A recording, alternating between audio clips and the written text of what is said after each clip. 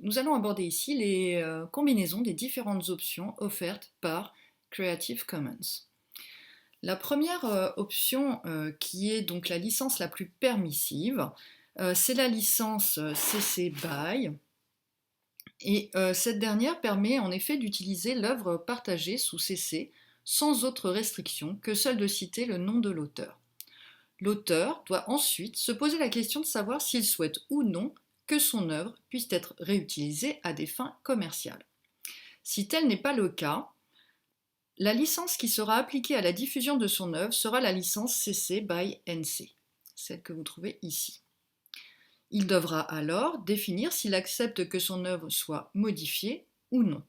Dans la négative, donc si l'auteur ne souhaite pas que son œuvre soit modifiée, la licence appliquée sera la licence CC BY NC ND.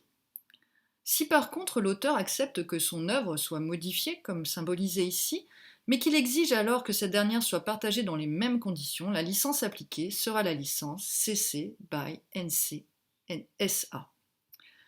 Si par contre l'auteur accepte que son œuvre soit utilisée à des fins commerciales, symbolisées ici par l'euro, l'attribut NC n'apparaîtra pas dans la licence choisie.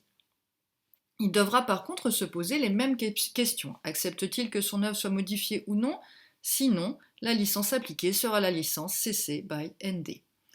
Par contre, si l'auteur accepte que son œuvre soit modifiée, mais qu'il exige alors que cette dernière soit partagée dans les mêmes conditions, la licence appliquée sera la licence CC BY SA.